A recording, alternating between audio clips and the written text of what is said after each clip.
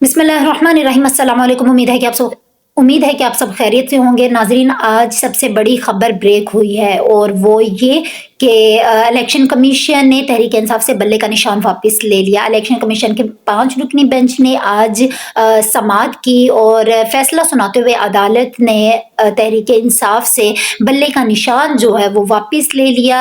किसी भी सियासी जमात का जो निशान होता है वो उसकी नुमाइंदगी करता है। जैसे मुस्लिम लीग नून का निशान शेर है, तो इसी तरह ही तहरीक इंसाफ का निशान बल्ला था, जिसे अदालत ने वापस ले लिया। अदालत ने अपने फैसले में कहा कि तहरीक इंसाफ ने इंटर पार्टी इंतखाबात जो उनसे वो आइन के मुताबिक नहीं करवाए और इंटर पार्टी इंतखाबात में बैरिस्टर गोहर को चेयरमैन मुंतखब किया गया था, बिला मुकाबला मुंतखब किया गया था और उसमें बाकी तमाम जो पार्टी के मेंबरान थे उनके दस्तखत भी नहीं हुए। यानी एक धांधली के तौर पे ये इलेक्शन करवाए गए और इस पे बैरिस्टर गोहर को खुफिया तौर पर उनको चेयरमैन मुंतखब किया गया।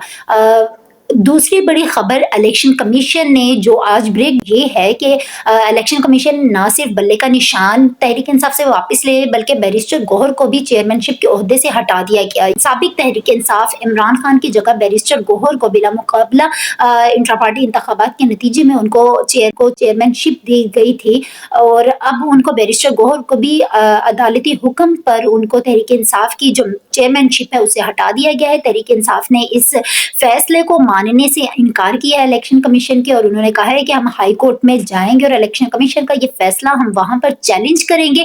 इलेक्शन कमीशन को हमारी पार्टी के इंतखाबात तो नजर आ गए, लेकिन इलेक्शन कमीशन को बाकी पार्टियों के इंतखाबात क्यों नजर नहीं आते? क्या उनमें धांधली नहीं होती?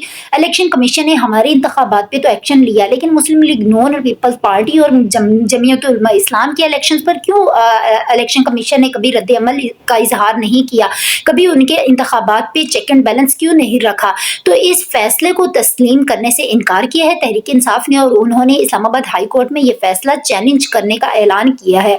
इसके साथ ही आज सुबह हाई कोर्ट ने भी एक बड़ी खबर दी, जहां पर हाई कोर्ट ने तहरीक इंसाफ के जो बानी है इमरान खान साहब और शाह महमूद कुरैशी साहब को अदालत ने साइफर केस में बरी करार दे दिया और अदालत ने अपने फैसले में ये कहा कि साबिक चेयरमैन तहरीक इंसाफ इमरान खान साहब मासूम हैं। उनके मुतालिक और शाह महमूद कुरैशी के मुतालिक हमें कोई जामे सबूत नहीं मिले जिनकी बुनियाद पर हम उनको ठहराया जाए। अदालत ने उनकी जमानत मंजूर कर ली और साइफर केस में तहरीक इंसाफ साबिक चेयरमैन तहरीक इंसाफ इमरान खान और शाह महमूद कुरैशी को अदालत ने रिहा कर दिया। अदालत ने उनकी जमानत मंजूर कर ली।